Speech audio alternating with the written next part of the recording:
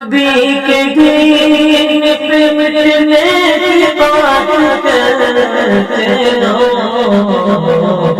حسین جیسا کلیجا من الشیطان الرجیم بسم اللہ الرحمن الرحیم یا ایہا النبی لم تحرم ما احل اللہ لک تبتغی مرضات ازواجک واللہ غفور رحیم قد فرض اللہ لکم تحلة ایمانکم واللہ مولاکم وهو العلیم الحکیم وإذ أسر النبي إلى بعض أزواجه حديثا فلما نبأت به وأظهره الله عليه عرف بعضه وأعرض عن بعض فلما نبأها به قالت من أنبأك هذا قال نبأني العليم الخبير إن تتوبا إلى الله فقد صغت قلوبكما وإن تظاهرا عليه فإن الله هو مولاه وجبريل وصالح المؤمنين والملائكة بعد ذلك ظهير. سورة التحریم مدنیہ. سورة التحریم مدینہ منورہ میں نازل ہوئی. اس میں 12 آیتیں اور 2 رکوع ہیں. بسم اللہ الرحمن الرحیم. شروع کرتا ہوں اللہ کے نام سے جو بڑے مہربان نہایت رحم والے ہیں. یا ایہا النبی لم تحرم ما احل اللہ لک. اللہ تعالیٰ ارشاد فرماتے ہیں کہ اے نبی آپ کیوں حرام قرار دیتے ہیں اس چیز کو جس کو اللہ نے آپ کے لیے حلال قرار دیا ہے. تبتغی مرضات ازواجک، آپ اپنی ازواج کی خوشنودی چاہتے ہیں. اللہ غفور رحیم، اللہ تعالی معاف کرنے والے ہیں، رحم فرمانے والے ہیں. قد فرض اللہ لکم تحلة ایمانکم، اللہ تعالیٰ نے آپ پر فرض کیا ہے اپنی قسم کو توڑنا. واللہ مولاکم، اور اللہ تعالیٰ آپ کے آقا و مولا کارساز ہیں. وہو العلیم الحکیم، اور اللہ تعالیٰ ساری باتوں کو جاننے والے حکمت والے ہیں. وَإِذْ أَسَرَّ النَّبِيُّ إِلَى بَعْضِ أَزْوَاجِهِ حَدِيثًا، جب حضور صلی اللہ علیہ وسلم نے اپنی کسی زوجہ سے خاموشی سے بات کہی.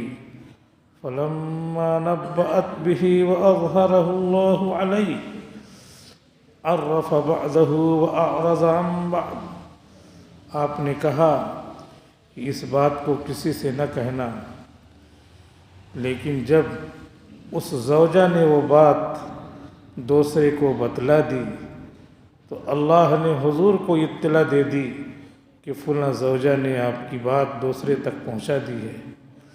عرف بعضہ واعرض عن بعض، آپ نے گھر آ کر بعض باتیں بتلا دیں کہ تم نے یہ باتیں ان سے کہی ہیں، اور بعض باتیں نہیں بتلائیں، اعراض کیا.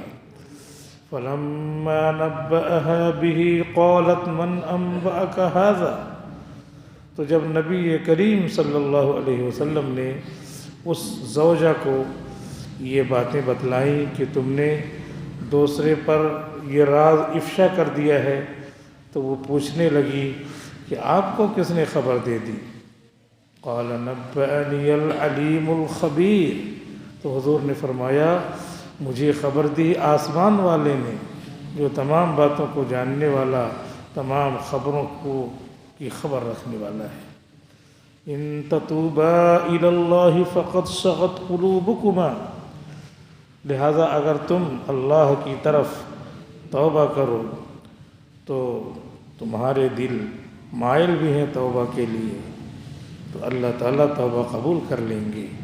وَإِن تَظَاهَرَا عَلَيْهِ فَإِنَّ اللَّهَ هُوَ مَوْلَاهُ وَجِبْرِيلُ وَصَالِحُ الْمُؤْمِنِينَ، اور اگر تم مظاہرہ کرتے ہو ان سے تو دیکھ لو اللہ ان کا مددگار ہے، سب سے بڑے فرشتے جبریل ان کے مددگار ہیں، اور نیک ایمان والے صالح مومنین۔ والملائکۃ بعد ذلک ظہیر، اور اس کے بعد سارے فرشتے مدد کرنے والے ہیں۔ عسى ربه إن طلقكن أن يبدله أزواجا خيرا منكن مسلمات مؤمنات قانتات تائبات عابدات سائحات ثيبات وأبكارا۔ بہت ممکن ہے کہ نبی کریم صلی اللہ علیہ وسلم کا رب، آپ کا رب، اگر تم لوگوں کو نبی طلاق دے دیں تو ان کو دوسری بیویاں تمہارے بدلے میں دے دے گا جو تم سے بہتر ہوں گی، اسلام کے اعتبار سے، ایمان کے اعتبار سے، بات ماننے میں، توبہ کرنے میں، عبادت کرنے میں، روزہ رکھنے میں، اور بیوہ اور کنواری ہونے میں۔ یا ایہا الذین آمنوا قوا انفسکم واہلیکم نارا، اے ایمان والو اپنے آپ کو اور اپنے بال بچوں کو جہنم کی آگ سے بچاؤ۔ وقودها الناس والحجارہ علیہا ملائکۃ غلاد شداد، اس جہنم کی آگ سے بچاؤ جس کا ایندھن لوگ اور پتھر ہوں گے۔ اس جہنم پر بہت سارے فرشتے مقرر ہیں جو بڑے سخت گیر ہیں اور بڑے ترش روح ہیں۔ لا یعصون اللہ ما امرہم، اللہ تعالیٰ جن باتوں کا ان کو حکم دیتے ہیں اس کی نافرمانی نہیں کرتے۔ وَيَفْعَلُونَ مَا يُؤْمَرُونَ، اور جو ان کو حکم ملتا ہے اسے کرتے ہی ہیں۔ یا ایہا الذین آمنوا یا ایہا الذین کفروا لا تعتذروا اليوم، اے کافرو آج تم عذر و معذرت مت پیش کرو۔ انما تجزون ما کنتم تعملون، تمہیں بدلہ دیا جائے گا ان تمام کاموں کا جو تم دنیا میں کرتے تھے۔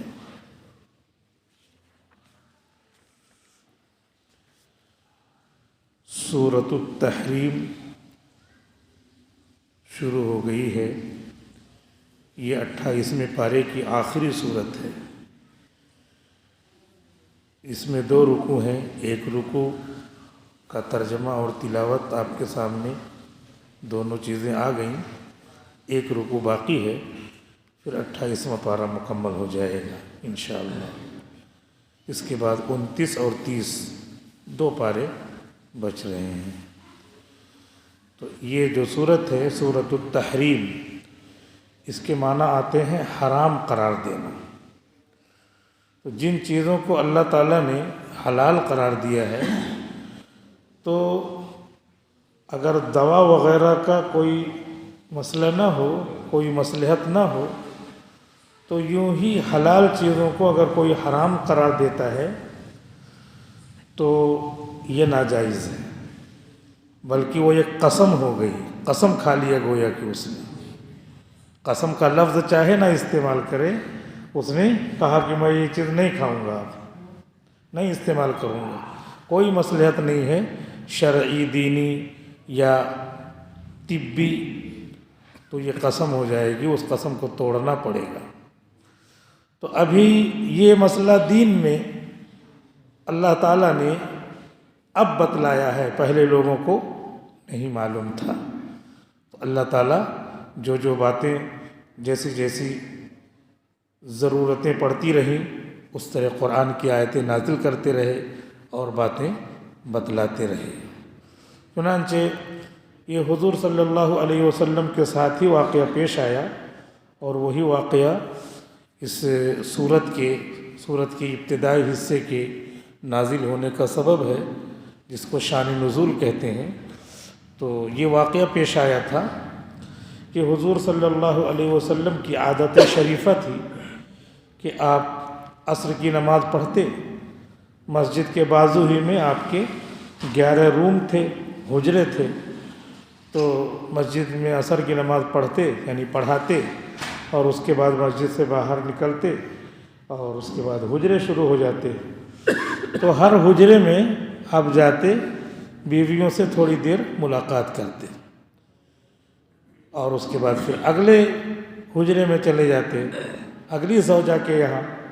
اس طرح آپ روزانہ ساری ازواج کے پاس جاتے اور ان سے جو میاں بیوی کے اعتبار سے محبت کی گفتگو کرنی ہے، دل جیتنا ہے، بیوی کا حق ادا کرنا ہے، تو اتنی دیر رہتے اور اس کے بعد پھر آگے بڑھ جاتے۔ ایک دن ایسا ہوا کہ آپ جو ہے حضرت زینب بنت جہش رضی اللہ عنہا کے حجرے میں گئے اور تھوڑی دیر وہاں پر زیادہ کر دیا اور کے حساب سے۔ جو ایک فطری معاملہ ہے کہ سوکنوں کو ایک دوسرے سے تھوڑی سی دقت رہتی ہے کہ جو چیز ان کو ملے وہ ہم کو بھی ملے، اگر ان کو زیادہ مل رہی ہے تو ہم کو کیوں زیادہ نہیں ملی۔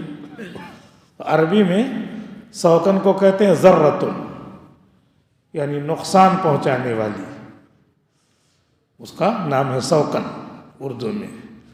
تو ایک دوسرے کو فطری اعتبار سے ان کی ایسی طبیعت رہتی ہے، لیکن طبیعت کے مطابق عمل کرنا اور شریعت کے مطابق عمل کرنا۔ شریعت آئی ہے اس لیے تاکہ آدمی اپنی طبیعتوں کو شریعت پر لائے، اللہ کے حکم پر لائے، نبی کے طور طریقے پر لائے۔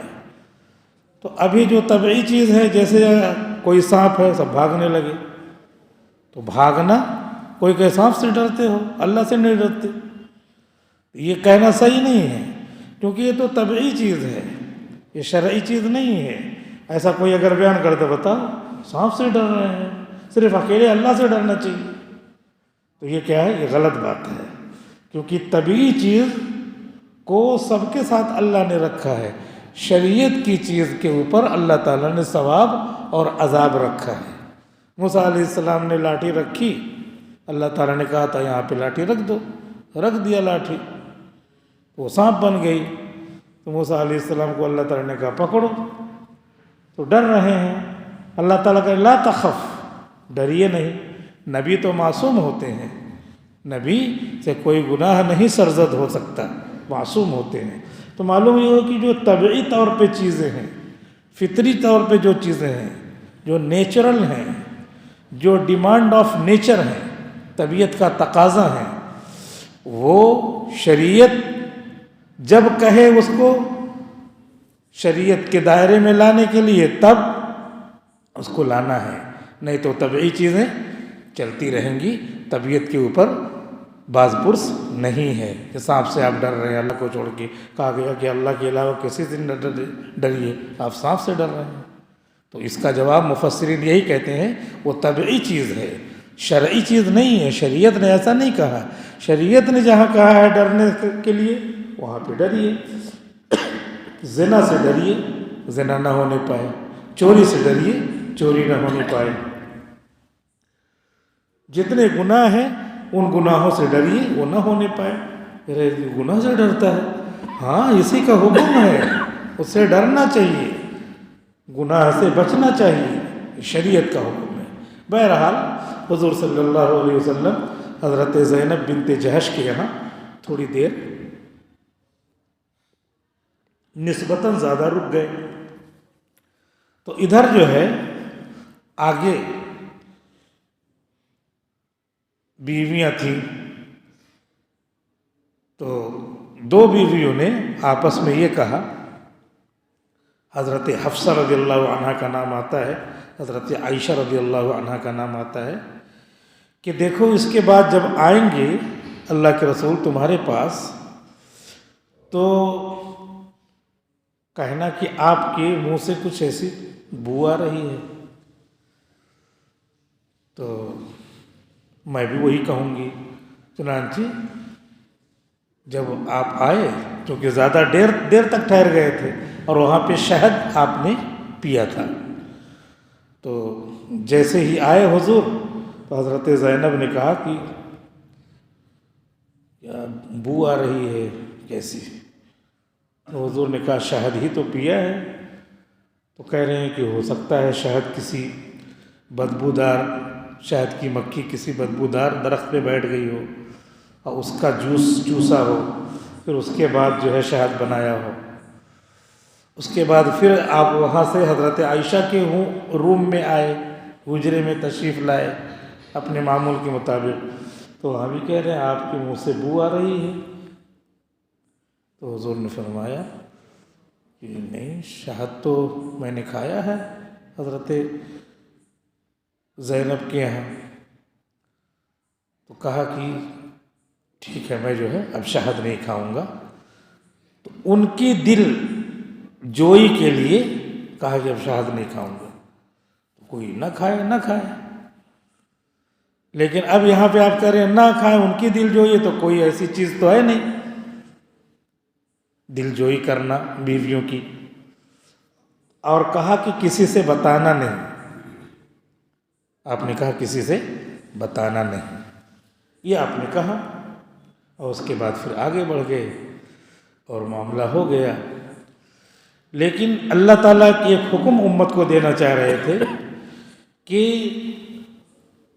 جو کانسٹیٹیوشن ہے، قانون سازی ہے، لیجسلیشن ہے، وہ ہمارے ہاتھ میں ہے۔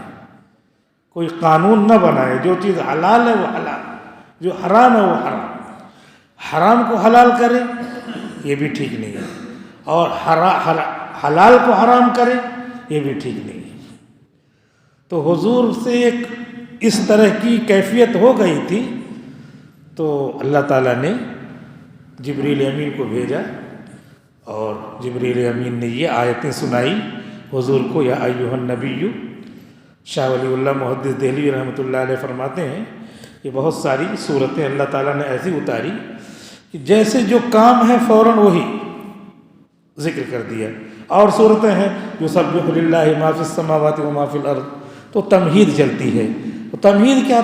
تسبیح ہی مولانا اشرف علی تھانوی رحمۃ اللہ علیہ لکھتے ہیں تسبیح ہی مقصود ہے، کیونکہ تسبیح کا ایک معنی ہے عبادت، تو عبادت وما خلقت الجن والانس الا لیعبدون، تو وہ تو مقصود ہی ہے، لیکن ایک بات جو کہنا ہے آگے تو اس کے لیے تسبیح، سبح للہ ما فی السماوات و ما فی الارض۔ لیکن یہاں پہ جبریل کو بھیجا اللہ تعالیٰ نے، اور پھر ڈائریکٹ گفتگو ہو رہی ہے، یا ایھا النبی، اللہ تعالیٰ کہہ رہے ہیں، جبریل میڈیم ہے، صرف سورس ہے، ذریعہ ہے، سنا رہے ہیں، یا ایھا النبی، اے نبی، لم تحرم، آپ حلال چیز کو کیوں حرام قرار دے رہے ہیں؟ ما احل اللہ لک، جو چیز اللہ نے آپ کو حلال، آپ کے لیے حلال کی ہے، اسے آپ کیوں حرام قرار دے رہے ہیں؟ آپ نے جو اس طرح کہہ دیا ہے کہ میں نہیں کھاؤں گا، بیویوں کو خوش کرنے کے لیے، تبتغی مرضات ازواجک، ایک دم صاف صاف جو ہے وہ کلیئر کٹ اللہ تعالیٰ فرما رہے ہیں کہ آپ اپنی بیویوں کی خوشنودی چاہتے ہیں، نہیں، یہ صحیح نہیں ہے۔ یہ حلال اور حرام، مباح کا جو درجہ ہے وہی رہے گا، جو مکروہ تنزیہی کا درجہ ہے وہی رہے گا، مکروہ تحریمی کا ہے وہی رہے گا۔ پہلے نام نہیں تھا، لیکن کیٹیگرائزڈ چیزیں موجود تھیں، فقہا نے ہماری سمجھ کے لیے پھر نام رکھے۔ سنت غیر موقدہ ہے، وہی درجہ رہے گا، موقدہ کا وہی درجہ رہے گا، واجب کا وہی درجہ رہے گا، فرض کا وہی درجہ رہے گا۔ فرض کو نیچے لا کے واجب، واجب کو نیچے لا کے سنت موقدہ، سنت موقدہ کو نیچے لا کے سنت غیر موقدہ کرنا، یہ بدعت ہے۔ ملا علی قاری رحمۃ اللہ علیہ لکھتے ہیں یہ بھی بدعت ہے، درجہ بدل دیا آپ نے، جس کا جو درجہ ہے وہی رہے گا۔ سنت کو سنت موقدہ، سنت موقدہ کو واجب، واجب کو فرض بنا دینا، یہ درجہ بندی اللہ نے جو کی ہے، اور پہلے نام نہیں تھا صرف، وہ نام بھی فقہا کے دل میں ڈالا اور انہوں نے نکال کر کے یہ بتایا، امت کا بھی اجماع ہو گیا ہے ان ناموں کے اوپر، اور اجماع کا آیت من آیت اللہ کی آیت کی طرح ایک ہے۔ تو اب یہ چیزیں اس طریقے سے جو ہے اس کا جو درجہ ہے اس درجے کو نہیں بدل سکتے، جو مباح ہے مباح، جو حرام ہے وہ حرام، جو حلال ہے وہ حلال۔ اللہ تعالیٰ پھر کہہ رہے ہیں یہ تو حکم بتانا ہے اپنا، واللہ غفور الرحیم، لیکن اس میں تھوڑی چوک ہے اگر، تو یہ چوک اللہ معاف کرنے والے ہیں، اللہ رحم فرمانے والے ہیں۔ آپ جو کریں گے وہ فی نفس ہی جائز رہے گا، کیونکہ آپ معصوم ہیں، کہ دوسری امت اگر کرے گی تو پھر وہ معصوم نہیں ہیں، ان کے لیے یہ حکم بتا دیا اے نبی آپ کے عمل کے ذریعے، کیونکہ نبی جو عمل کرتا ہے اس میں کوئی نہ کوئی ثواب رہتا ہے، کچھ نہ کچھ ثواب رہتا ہے۔ تشریع اور لیجسلیشن ہی کا ثواب ہے، کم سے کم قانون سازی کا ثواب ہے کہ قانون سازی آپ کے ذریعے سے ہو رہی ہے، لہٰذا آپ کے ذریعے یہ کام کرایا گیا۔ جیسے کوئی کام ہوتا ہے اس کو صورتاً کیا کہتے ہیں غلط ہے، حقیقتاً غلط نہیں ہے۔ مولانا اشرف علی تھانوی رحمۃ اللہ علیہ نے اس کو اس طرح سمجھایا ہے، جیسے صورتاً کوئی شیر ہو اور حقیقتاً کوئی شیر ہو، شیر جنگل کا شیر، جنگل کا شیر حقیقتاً ہے تو اس پر حقیقت کا حکم لگے گا، آئے گا پھاڑ کھائے گا۔ لیکن وہ دیوالی میں جو مٹھائی بکتی ہے، مٹھائی کیسی رہتی ہے؟ شیر کی شکل میں رہتی ہے، تو حقیقت میں وہ شیر ہے کہ وہ مٹھائی ہے، لیکن وہ بچہ کہہ رہا ابو مجھے وہ شیر چاہیے، میں وہ شیر لوں گا، تو وہ شیر جو لیا ہے وہ مٹھائی ہے۔ ایسے ہی کہیں حضور صلی اللہ علیہ وسلم کے لیے کوئی ذنب کا لفظ آ گیا ہے تو نام کا وہ گناہ ہے، لیغفر اللہ اللہ ما تقدم من ذنبک وما تأخر، جیسے ہم اس مٹھائی کو کیا کہہ رہے ہیں؟ شیر، صورت کے اعتبار سے، شکل اور شیپ کے اعتبار سے، اس کی حیات قضائیہ کے اعتبار سے اس کو کہہ رہے ہیں۔ بچہ کہہ رہا ابو شیر چاہیے، شیر کھا کے کھا رہا ہے اس کو، شیر اس کو کھاتا لیکن اسی کو کھا رہا ہے۔ تو صورتاً جو چیز ہوتی ہے اس کا نام صرف رہتا ہے، حقیقت میں وہ مٹھائی ہی رہتی ہے۔ ایسے حضور جو عمل کریں گے، حضور اکرم صلی اللہ علیہ وسلم، وہ صورتاً اللہ کو اچھا نہیں لگا تو اس لیے اس کا نام رکھ دیا ذنب، گناہ یا اثم، لیکن حقیقت میں وہ کیا ہے؟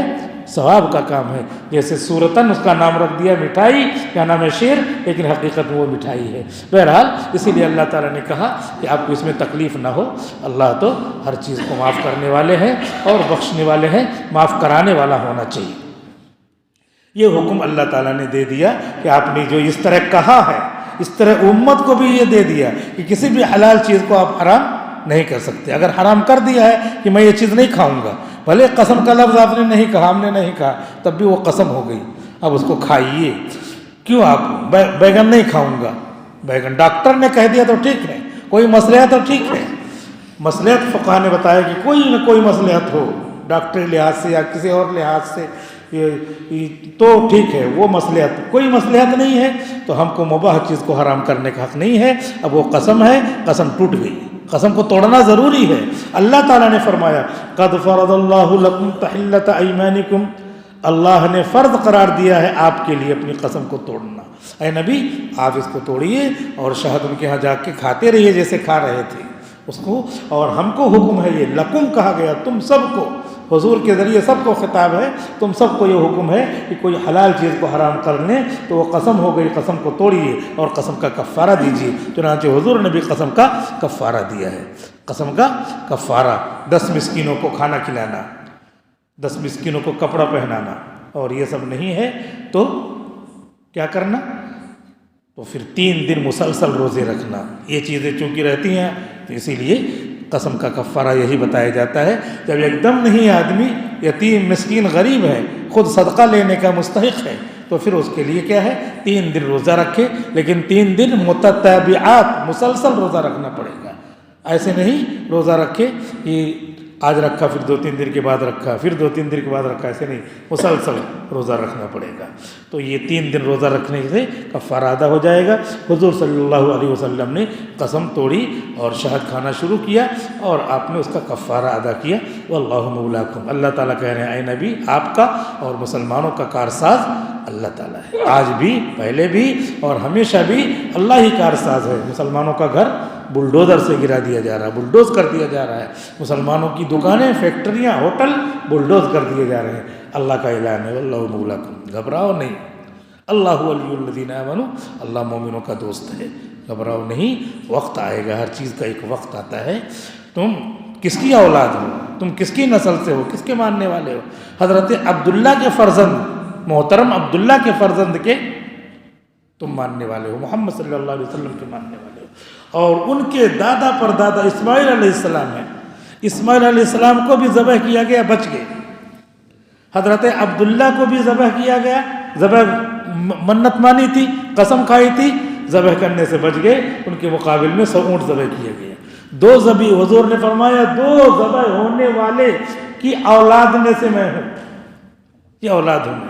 معلوم یہ ہوا کہ بالکل تلوار کے سائے میں جیتے ہوئے آپ کے باپ زندہ رہے ہیں. تو محمد رسول اللہ صلی اللہ علیہ وسلم کے فالوورز ہیں، ماننے والے ہیں، متبعین ہیں. تو ظاہر سی بات ہے کتنی کٹھنائیاں آپ کے دین پر آئیں گی. ان کٹھنائیوں کو، دشواریوں کو، ہارڈ شپس کو، پرابلمس کو اور گریو ڈیفیکلٹیز کو، جتنی بڑی بڑی پریشانیاں ہیں، ان سب کو برداشت کرنا ہے. بلڈوزر سے گرایا جائے تو ایمان تو ہمارا بلڈوز نہیں ہونا چاہیے، بلڈوزر سے گرا ہوا نہیں ہونا چاہیے. ہمارے ایمان میں لچک نہ آئے. واللہ مولاکم، اللہ تمہارا کارساز ہے، تمہارا بھی، تمہارے نبی کا بھی. نبی کو گھیر لیا ہے لوگوں نے. گھر چاہتے تو وہ بھی بلڈوزر سے گرا دیتے، اور کتنا طے کیا ہوا تھا، رات میں جاگ رہے تھے. لیکن محمد رسول اللہ صلی اللہ علیہ وسلم ان کی نظروں کے سامنے سے، اور یہ نہیں کہ چپکے سے جا رہے ہیں، وہ تھوڑا جگا رہے ہیں، یہ لے لو مٹی ڈال رہے ہیں، جگا رہے ہیں، تب بھی جاگ نہیں رہے ہو. کیوں؟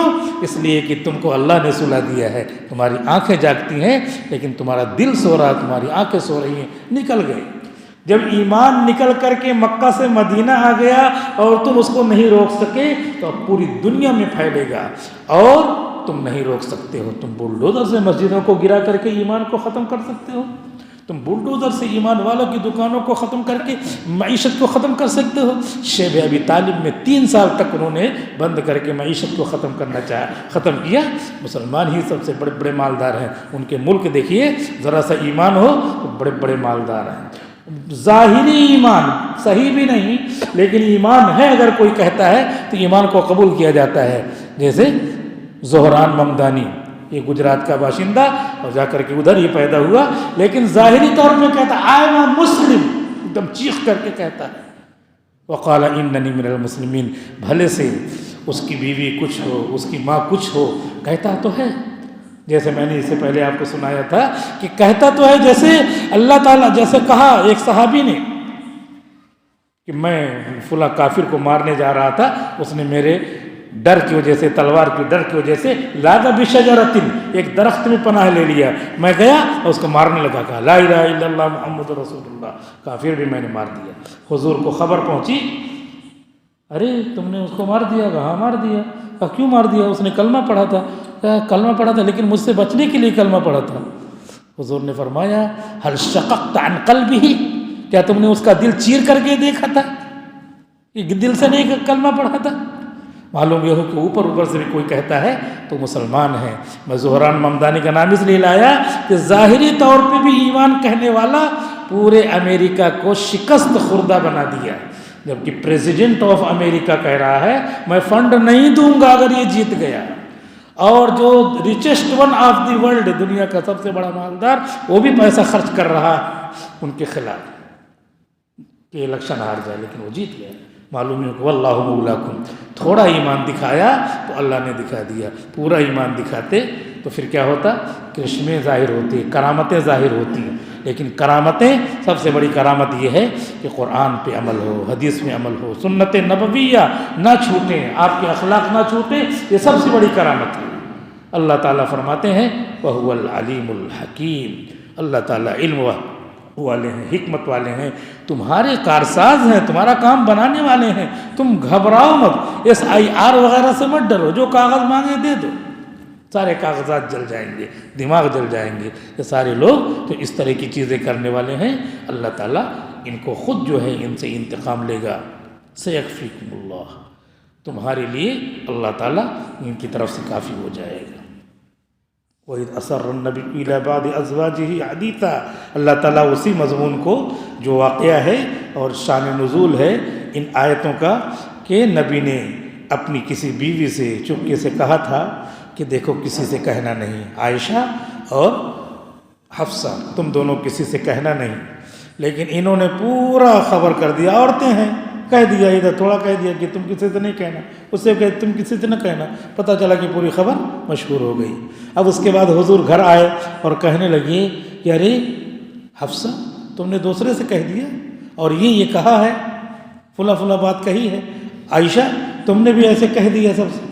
فلما نبأت به، جب انہوں نے ادھر ادھر کہہ دیا، وَأَظْهَرَهُ اللَّهُ عَلَيْهِ، اور اللہ نے نبی کو بتلا دیا، عَرَّفَ بَعْضَهُ، تو نبی نے گھر آ کر کے بعض باتیں، سب باتیں جو انہوں نے کہا تھا سب اللہ نے بتلایا تھا، لیکن کچھ باتیں کہی کہ یہ کہا ہے نا اور بھی کہا ہے جو میں نہیں بتاؤں گا. بعض مفسرین کہتے ہیں وہ اور جو باتیں تھیں اس میں سے ایک بات یہ تھی کہ دیکھو میں تم کو بتا دیتا ہوں کہ عائشہ تمہارے ابا میرے بعد خلیفہ ہوں گے اور حفصہ تمہارے ابا ابو بکر کے بعد خلیفہ ہوں گے. یہ ضعیف روایت ہے لیکن بہرحال مفسرین نے یہاں پہ ذکر کیا وَأَعْرَضَ عَنْ بَعْضٍ، اور وہ باتیں اس سے اعراض کیا، نہیں بتایا. حالانکہ یہ بات بتائی تھی تو یہ بات بھی لوگوں میں بتا دیا، تب تو حدیث یہاں تک آئی 1446 سال بعد.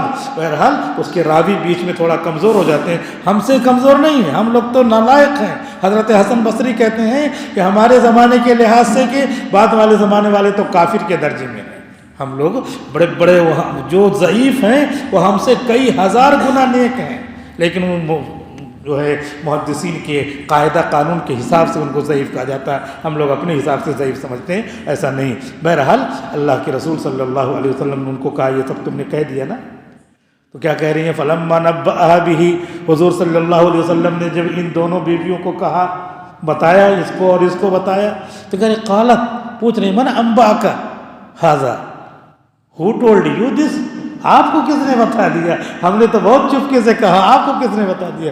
حضور نے کہا قد نبأنی العلیم الخبیر، the most knowing، the most high Allah Almighty the powerful told me، سب سے زیادہ خبر رکھنے والے، جاننے والے، پاورفل اللہ تعالیٰ نے مجھے بتلایا ہے. انہو علیم بذات الصدور، جو دلوں کے بھید کو جانتا ہے. اب وہ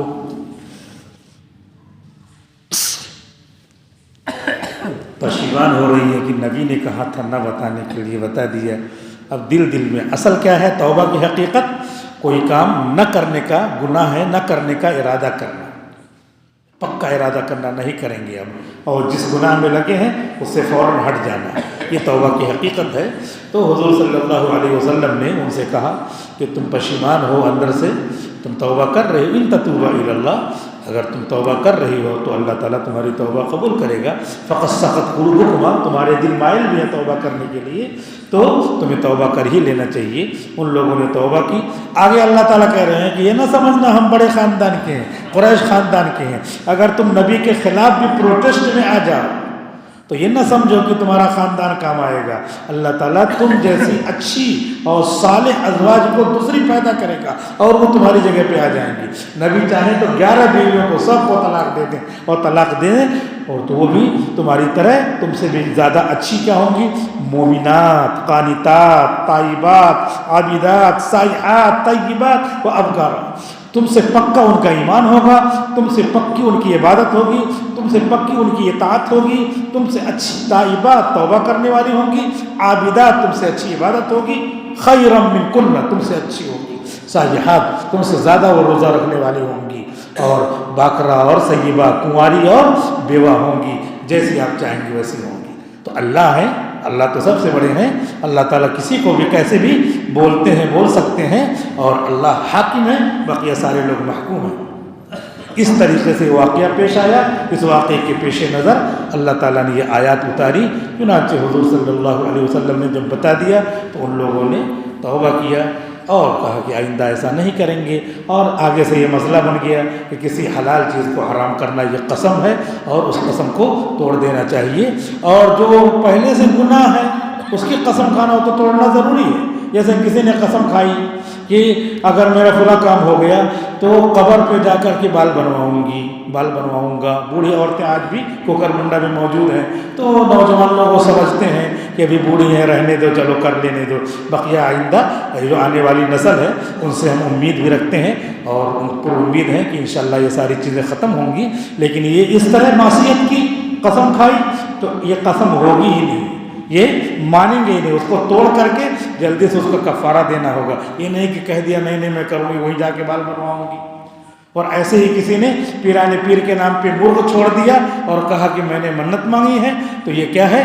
شرک ہے یہ، اور وہ پورا گوشت حرام ہو جاتا ہے، اس کو نہیں کرنا چاہیے، اور قسم کھائے تو اس کا کفارہ دینا چاہیے، جیسا کہ ابھی گاؤں میں یہاں پہ چل رہا ہے بعض جگہوں پہ، جس کا نام کنوری ہے، کنوری نام ہے اس کا، لیکن قرآن کی زبان میں وہ مرغ یا وہ بکرا جو بھی چھوڑا گیا تو وہ اگر بسم اللہ اللہ اکبر کے نام سے ذبح کیا جائے، اللہ کا نام لے کر، تب بھی حرام ہے۔ مولانا اشرف علی تھانوی رحمۃ اللہ علیہ آیتوں کی تفسیر کرتے ہوئے بیان القرآن میں صاف لکھتے ہیں وہ حرام ہے، اور وہ جو اللہ کا نام لیا بھی تو حرام ہے۔ کیوں؟